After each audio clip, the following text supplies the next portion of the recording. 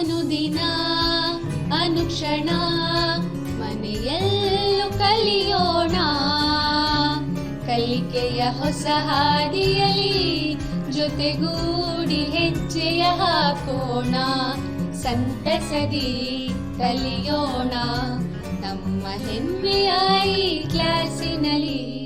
Yes, sir. Yes, teacher. Present, ma'am.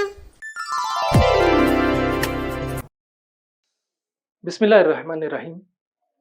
मैं मोहम्मद अब्दुल मुबीन, मददगार मौलिम सरकारी Urdu higher primary school निड़वंचा taluka व ज़िला बीदर, आप सभी का संवेदा ई कलिका प्रोग्राम में तहे दिल से इस्तकबाल करता हूँ। प्यारे बच्चों, मुझे उम्मीद है कि आप सभी खैर व आफियत से होंगे। तो बच्चों, आज हम जमात हश्तम के एक अहम मजमून समाजी साइंस के एक अहम सबक के बारे में मालूमात हासिल करने जा रहे हैं। तो क्या आप सब तैयार हैं? तो चलिए शुरू करते हैं। सबक शुरू करने से पहले आइए हम एक छोटा सा वीडियो देखते हैं।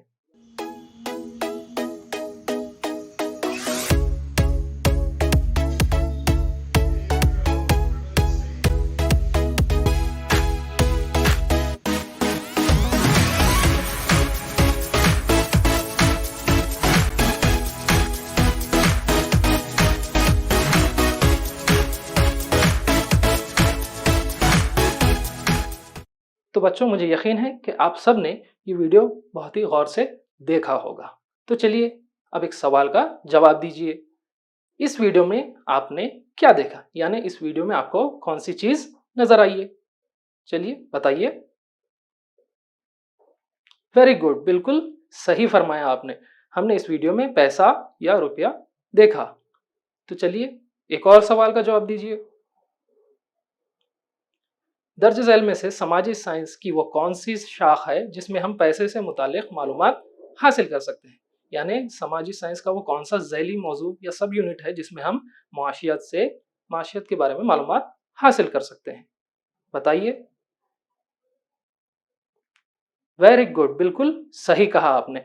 माशियत ही वो मौजू है जिसमें हम पैसे से मुतालिक मालूमात हासिल कर सकते हैं।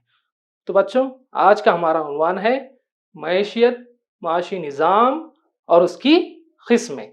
आज का वक्फा पहला है। तो आइए हम अपने सबक की शुरुआत करते हैं। मैशियत के बारे में जानने से पहले बच्चों, आइए हम माशियत का तारुफ जान लेते हैं। पिछले सबक में आपने माशियत के बारे में जाना ही होगा।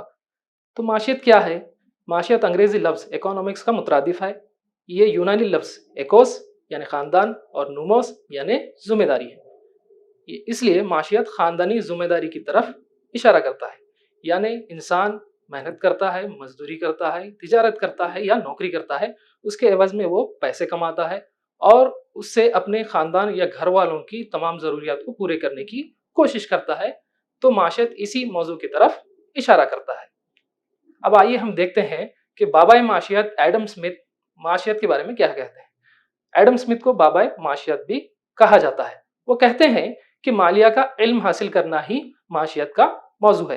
बच्चों, आप यहाँ पर एडम स्मिथ की तस्वीर भी देख सकते हैं। वो कहते हैं कि मालिया का इल्म हासिल करना ही माशियत का मौजू है, यानी पैसे से मुतालिक इल्म हासिल करना ही माशियत का मौजू है। अब आगे बढ़ते हुए हम देखते हैं माशी या इख्तिसादी सरगर्मी का मतलब। रुपया कमाने के लिए हम जो मुख्तलिफ काम व काज में सरगर्म रहते हैं, इसे माशी या इख्तिसादी सरगर्मी कहा जाता है। आप यहाँ स्क्रीन पर दो तस्वीर देख सकते हैं बच्चों। एक तस्वीर में एक शख्स जो है काम कर रहा है, मजदूरी कर रहा है और मजदूरी करने के बाद उसे उसकी जो है कमाई यानी रुपया और पैसा मिलेगा। उसके ज़रिए से वो अपनी तमाम ज़रूरियात को पूरी करने की कोशिश करता है। यानी रुपया और पैसा कमाने के लिए हम लोग जो कारोबार, तिजारत, नौकरी या मजदूरी करते हैं, उसी काम को हम माशी सरगर्मी कहते हैं बच्चों। अब देखते हैं माशी या इख्तिसादी निज़ाम के मायने क्या हैं। इख्तिसादी सरगर्मियों की तंजीमों को मुआशी निज़ाम कहा जाता है। इसे हम एक मिसाल के ज़रिए से समझने की कोशिश करते हैं।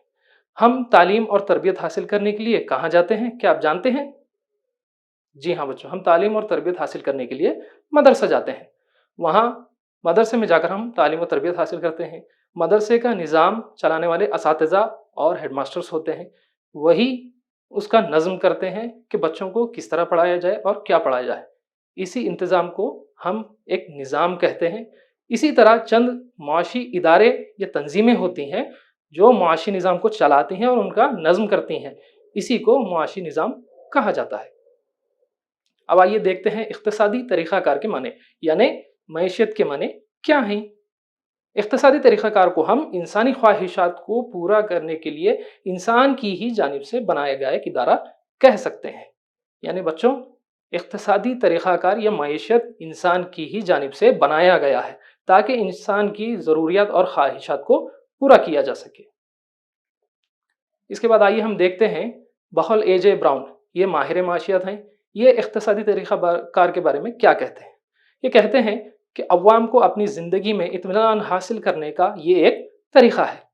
جیسا کہ آپ تصویر میں دیکھ سکتے ہیں، انسان کی بنیادی ضروریات ہیں جیسے غذا، مکان اور کپڑا. ایسے ہی اے جے براؤن کہتے ہیں کہ لوگوں کو ایک اطمینان بخش زندگی گزارنے کے لیے یہ ایک بہترین طریقہ ہے.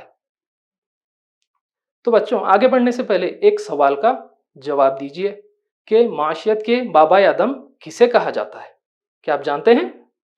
سبحان اللہ، آپ نے بالکل صحیح فرمایا کہ معاشیت کے بابا اعظم ایڈم اسمتھ کو کہا جاتا ہے. تو آئیے بچوں، اب ہم دیکھتے ہیں اقتصادی طریقہ کار کی صفات کیا ہیں، یعنی ایک معیشت کی کیا صفات ہوتی ہیں. ایک اقتصادی طریقہ کار افراد، معاشی مراکز اور سرکار کے درمیان ایک لڑی میں بندھے ہوتے ہیں.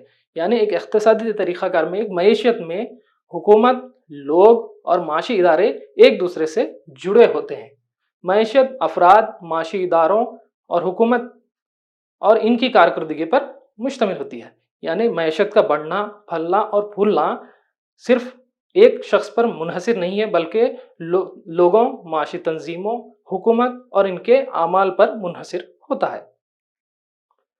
ایک معاشی طریقہ کار مسلسل متحرک اور تبدیل ہوتا رہتا ہے. یعنی ایک معاشی طریقہ کار ہمیشہ وقتاً فوقتاً بدلتا رہتا ہے.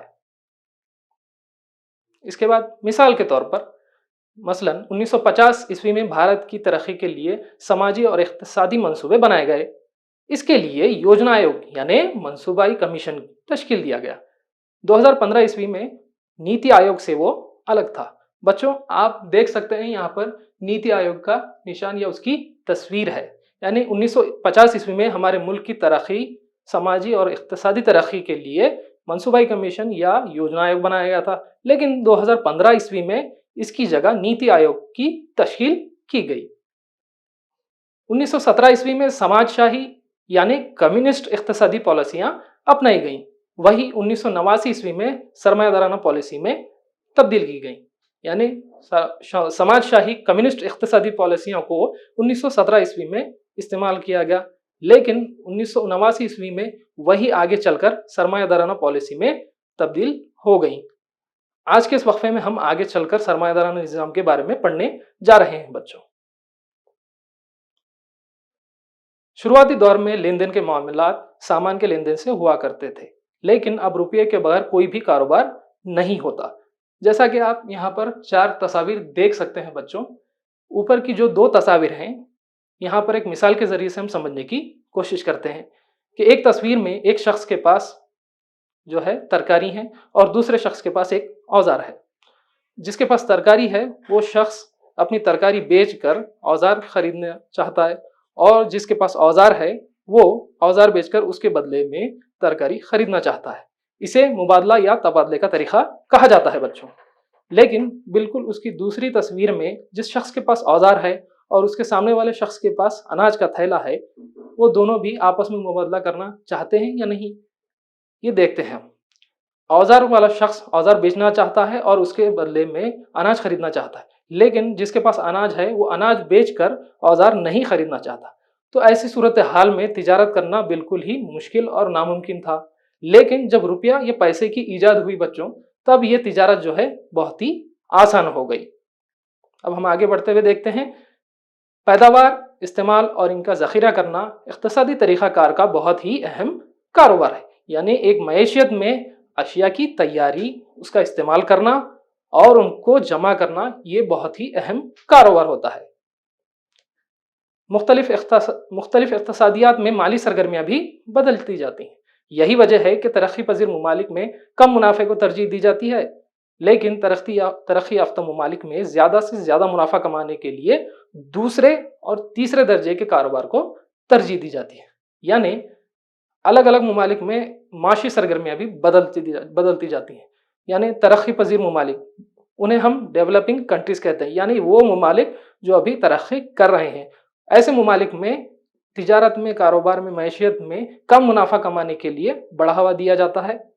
لیکن جو ملک ترقی یافتہ ہیں وہاں پر زیادہ سے زیادہ منافع کمانے کے لیے دوسرے اور تیسرے کاروبار یعنی پیداوار اور خدمات کو زیادہ ترجیح دی جاتی ہے بچوں. اب ہم آگے بڑھتے ہیں. پیداکار اور صارفین دونوں ہوا کرتے ہیں. یعنی ایک معیشت میں اشیاء کی تیاری کرنے والے جسے پیداکار کہا گیا ہے وہ بھی ہوتے ہیں، اور صارفین یعنی ان اشیاء کا جو استعمال کرتے ہیں وہ لوگ بھی ہوا کرتے ہیں. تیار کرنے والوں کی حیثیت سے یہ اشیاء اور خدمات کی پیداواری کرتے جاتے ہیں، اور استعمال کرنے والے یعنی صارفین ان کا استعمال کرتے جاتے ہیں. یعنی جو لوگ اشیاء یا چیزیں تیار کرتے ہیں اور انہیں لوگوں تک پہنچاتے ہیں، اور جنہیں ان کی ضرورت ہوتی ہے وہ انہیں خرید کر ان کا استعمال کرتے ہیں. ایک معیشت میں پیداوار کرنے والے اور صارفین یعنی استعمال کرنے والے دونوں ہوا کرتے ہیں. اب بچوں آگے ہم بڑھتے ہوئے دیکھتے ہیں کہ معاشی یا اقتصادی نظام کو قابو کرنے والے یا چلانے والے ادارے یا تنظیمیں کون سی ہیں. تو اس سے پہلے ہم ایک مختصر سا ویڈیو دیکھیں گے، آپ اسے غور سے دیکھیے. RBI ہندوستان کا مرکزی بینک ہے. اسے ریزرو بینک آف انڈیا کہتے ہیں. یہ ہندوستان کے تمام بینکوں کا نظم کرتا ہے اور ہندوستان کے نوٹ اور سکے چھاپتا ہے. مجھے امید ہے کہ آپ نے یہ ویڈیو بغور دیکھا ہوگا. اس میں ہم نے RBI یعنی ریزرو بینک آف انڈیا کے بارے میں جانا ہے. اس کے علاوہ سیبی جس کی آپ تصویر یہاں ٹی وی پر یا اسکرین پر دیکھ سکتے ہیں، جسے securities and exchange board of India کہا جاتا ہے. اردو میں ہم اسے بھارتیہ شیئر مارکیٹ یا بھارتیہ شیئر بازار کہتے ہیں بچوں. اس کے علاوہ ورلڈ بینک یعنی عالمی بینک ہم جسے کہتے ہیں وہ بھی ایک معاشی ادارہ ہے. اس کے علاوہ انٹرنیشنل مانیٹری فنڈ، ہم اسے اردو میں بین الاقوامی مالیاتی فنڈ کہتے ہیں.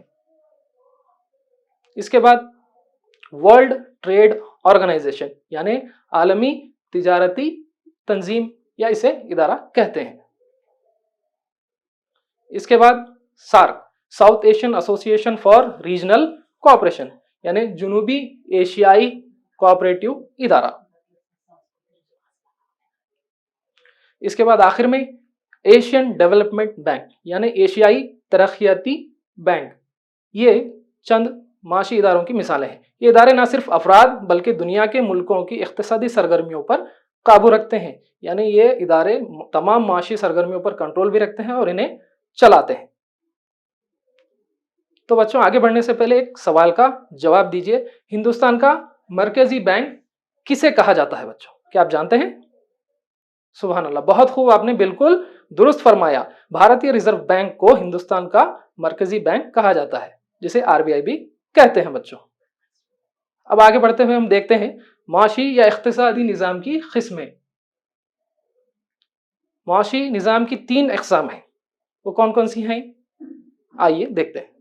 پہلا ہے سرمایہ دارانہ نظام، دوسرا اشتراکی نظام، اور تیسرا ملا جلا اقتصادی نظام. بچوں آج کے اس وقفے میں ہم سرمایہ دارانہ نظام اور اشتراکی نظام کے بارے میں جاننے جا رہے ہیں. تو پہلا ہے سرمایہ دارانہ نظام.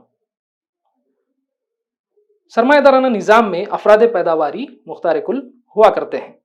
یعنی اس نظام معیشت میں سرمایہ دار مکمل کنٹرول رکھتے ہیں. اب ہم سرمایہ دار کسے کہیں گے؟ وہ لوگ جن کے پاس دولت ہوتی ہے اور وہ اس کا استعمال کرتے ہیں اشیاء کی تیاری یا پیداوار میں. وہ اشیاء تیار کرتے ہیں اور ان کی جو ہے تجارت کرتے ہیں، اسے بیچتے ہیں اور اس کے ذریعے سے اسے منافع حاصل ہوتا ہے. انہیں اپنے لیے فائدہ مند بنانے کے لیے وہ آزاد رہتے ہیں، اسی لیے اس کو آزاد سرمایہ دارانہ نظام کہتے ہیں. جیسا کہ بچوں آپ تصاویر میں دیکھ سکتے ہیں، ایک شخص جو ہے وہ سرمایہ دار ہے. وہ اپنا پیسہ یا روپیہ اشیاء کی تیاری یا چیزوں کی تیاری میں لگاتا ہے اور اس کو بیچ کر زیادہ سے زیادہ منافع کمانے کے لیے وہ آزاد رہتا ہے. اسی لیے اس نظام کو آزاد سرمایہ دارانہ نظام بھی کہا جاتا ہے بچوں. اب آئیے ہم دیکھتے ہیں سرمایہ دارانہ نظام کے اہم نکات کون کون سے ہیں. पहला है निजी जायदाद, जैसा कि बच्चों आप तस्वीर में देख रहे हैं। इसके तहत अफराद जायदाद बनाने, अपने पास रखने और मरने के बाद इस जायदाद को छोड़ दिए जाने के लिए आज़ाद रहते हैं। यानी इस निज़ाम मईशत में जो दौलतमंद और सरमायादार लोग होते हैं, उन्हें इजाज़त होती है कि वो ज़्यादा से ज़्यादा मुनाफा और जायदाद बनाएं। अगर वो इंतकाल भी कर जाते हैं तो इनके बाद इनके वारिस इनके मालिक बन जाते हैं। अब हम आगे बढ़ते हुए देखते हैं दूसरा नुक्ता, कारोबार की आज़ादी। सरमायादाराना निज़ाम में कोई भी शख्स किसी भी कारोबार को अपना सकता है। इस निज़ाम मईशत में सरमायादारों को आज़ादी होती है कि वो अपनी मर्जी के और ख्वाहिश के मुताबिक कोई भी कारोबार या तिजारत अपना सकते हैं। अब तीसरा, सारफीन की खुद मुख्तारी। बच्चों हमने इससे पहले भी जाना कि सारफीन यानी ग्राहक या वो लोग जो चीज़ें इस्तेमाल करते हैं। इस निज़ाम में सारफीन की मर्जी के मुताबिक सामान की तैयारी की जाती है। यानी सरमायादार लोग या वो लोग जो चीज़ें तैयार करते हैं, सारफीन की ख्वाहिशात और उनकी ज़रूरियात को मद्देनज़र रखते हुए उन चीज़ों को तैयार करते हैं। एक ही मकसद, मुनाफा कमाना। सरमायादाराना निज़ाम में दौलत को हासिल करने और इसे जमा रखने पर कोई पाबंदी नहीं होती है। यानी इस निज़ाम मईशत में जो सरमायादार या दौलतमंद लोग होते हैं, उन्हें इस बात की इजाज़त और आज़ादी हासिल होती है कि वो ज़्यादा से ज़्यादा मुनाफा भी कमा सकते हैं और दौलत भी जमा रख सकते हैं। इसके बाद मुकाबले, मार्केट और कीमतें। इस निज़ाम के तहत हर एक को मुनाफा कमाने की आज़ादी होती है, इसीलिए अपनी अपनी पसंद के कारोबार चलाने की आज़ादी के साथ एक दूसरे के कारोबार से हद दर्जा मुकाबला भी हुआ करता है। यानी इस निज़ाम मईशत में हर एक को आज़ादी हासिल है, इसलिए सरमायादार आपस में ज़्यादा से ज़्यादा मुनाफा कमाने के लिए एक दूसरे से कंपटीशन या पांचवा पॉइंट है मुकाबले, मार्केट और कीमतें। इस निज़ाम के तहत हर एक को मुनाफा कमाने की आज़ादी होती है, इसीलिए अपनी अपनी पसंद के कारोबार चलाने की आज़ादी के साथ साथ एक दूसरे के कारोबार से हद दर्जा मुकाबला भी हुआ करता है। यानी इस निज़ाम मईशत में कारोबार की जो आज़ादी हासिल है, इसी के साथ साथ सरमायादार आपस में ज़्यादा से ज़्यादा मुनाफा कमाने के लिए एक दूसरे से कंपटीशन या मुकाबले में लगे रहते हैं बच्चों। इसके बाद सरकारी दखल अंदाजी का ना होना। यहाँ सरकार को कोई भी अमल दखल नहीं होता, अगर होता भी है तो बहुत कम होता है। यानी इस निज़ाम मईशत में सरमायादारों को मुकम्मल आज़ादी हासिल होती है। सरकार का अमल दखल बिल्कुल ही कम होता है या बिल्कुल ना के बराबर होता है। जैसा कि आप तस्वीर में एक सरकार की तस्वीर देख सकते हैं, यहाँ पर एक जो है बहुत ही नेगेटिव जो है पॉइंट है। तो बच्चों पांचवा पॉइंट है मुकाबले, मार्केट और कीमतें। इस निज़ाम के तहत हर एक को मुनाफा कमाने की आज़ादी होती है, इसीलिए अपनी अपनी पसंद के कारोबार चलाने की आज़ादी के साथ एक दूसरे के कारोबार से हद दर्जा मुकाबला भी हुआ करता है। यानी इस निज़ाम मईशत में सरमायादार जो हैं ज़्यादा से ज़्यादा मुनाफा कमाने के लिए एक दूसरे से कंपटीशन या मुकाबला किया करते हैं। इसके बाद छठा पॉइंट हम देखते हैं बच्चों, पांचवा पॉइंट अब हम देखते हैं बच्चों, मुकाबले, मार्केट और कीमतें। इस निज़ाम के तहत हर एक को मुनाफा कमाने की आज़ादी होती है, इसीलिए अपनी पसंद के कारोबार चलाने की आज़ादी के साथ एक दूसरे के कारोबार से हद दर्जा मुकाबला भी हुआ करता है। यानी सरमायादार मुनाफा कमाने के लिए इस निज़ाम मईशत में आज़ाद रहते हैं, इसलिए इनके दरमियान आपस में ज़्यादा से ज़्यादा मुनाफा कमाने के लिए कंपटीशन या मुकाबला हुआ करता है। अब हम छठे पॉइंट की तरफ बढ़ते हुए देखते हैं, सरकारी दखलंदाजी का ना होना। इस निज़ाम मईशत में यानी सरमायादाराना निज़ाम में सरकार का कोई भी अमल दखल नहीं होता, अगर होता भी है तो बहुत ही कम होता है बच्चों। तो ये सरमायादाराना निज़ाम के अहम नुकात हैं। अब आगे बढ़ते हुए हम एक सवाल पूछ लेते हैं आपसे, किस निज़ाम मईशत में निजी जायदाद बनाने की आज़ादी हासिल होती है? यानी कौन से निज़ाम मईशत में अफराद को निजी जायदाद यानी प्राइवेट प्रॉपर्टी बनाने के लिए आज़ादी हासिल होती है बच्चों? क्या आप जानते हैं? वेरी गुड बच्चों, सरमायादाराना निज़ाम मईशत में निजी जायदाद बनाने की आज़ादी हासिल होती है। अब हम आगे बढ़ते हुए देखते हैं इश्तराकी निज़ाम मईशत। अवाम की बहबूदी और भलाई के लिए अगर सरकार ज़रूरी कुदरती वसाइल को अपने कब्जे में रखती है तो इसे इश्तराकी मईशत कहा जाता है। یعنی اشتراکی معیشتی نظام میں عوام کی بھلائی اور فائدے کے لیے حکومت قدرتی وسائل جیسے پیٹرول، کوئلہ، ان سبھی کو اپنے قبضے میں یا پھر اپنے کنٹرول میں رکھتی ہے۔ یہ اشتراکی معیشت کی ایک صفت ہے۔ اس کے تحت تمام کی بہبودی کے لیے ایک مرکزی منصوبہ کمیٹی بنائی جاتی ہے۔ یہی عوام کی بہبودی کے منصوبے بناتی ہے اور اقتصادی سرگرمیوں پر بھی قابو رکھتی ہے۔ یعنی حکومت ایک مرکزی منصوبہ کمیٹی یا ادارہ تشکیل دیتی ہے جو اس نظام کو چلاتا ہے اور اس کی تمام سرگرمیوں پر نظر رکھتا ہے۔ اس کے بعد آئیے ہم دیکھتے ہیں اشتراکی نظام کے اہم نکات یا صفات کون کون سی ہیں بچوں۔ پہلا ہے پیداواری معیشت، اداروں اور دولت پر عوامی حقداری۔ اشتراکی اقتصادی نظام میں تمام پیداواری وسائل پر حکومت عوام کی جانب سے اپنا قبضہ بنائے رکھتی ہے۔ یعنی اس نظام معیشت میں تمام کنٹرولنگ پاور یا قبضہ حکومت کی پاس ہوتا ہے بچوں۔ جیسا کہ ہم نے سرمایہ دارانہ نظام میں پڑھا، وہاں پر افراد پیداواری یعنی سرمایہ دار لوگ ہی مختار کل ہوا کرتے ہیں۔ تمام کنٹرول کس کے پاس ہوتا ہے؟ سرمایہ داروں کے پاس ہوتا ہے۔ لیکن اشتراکی نظام معیشت میں حکومت اس نظام کو چلاتی ہے اور تمام سرگرمیوں پر اپنا کنٹرول بنائے رکھتی ہے۔ اس کے بعد دوسرا پوائنٹ ہے عوامی بہبودی واحد مقصد۔ عوام کی بھلائی کو ہی سب سے اہم سمجھ کر ان کی جانب سے سرکار ہی فیصلے لیا کرتی ہے۔ یعنی اس نظام معیشت میں سب سے اہم مقصد کیا ہے کہ لوگوں کا بھلا ہو اور انہیں زیادہ سے زیادہ فائدہ پہنچایا جا سکے۔ اسی لیے سرکار لوگوں کی بھلائی اور فائدے کو مد نظر رکھتے ہوئے سرکار ہی اس نظام معیشت میں فیصلے لیا کرتی ہے۔ اب تیسرا پوائنٹ مرکزی منصوبہ بندی۔ ملک کی ترقی کو مد نظر رکھتے ہوئے اور اس کے لیے اہم نکات سامنے رکھ کر انہیں عملی جامہ پہنانے کے لیے ضروری وسائل کی تقسیم منصوبہ کے ذریعے کی جاتی ہے۔ اس میں سبھی کی بھلائی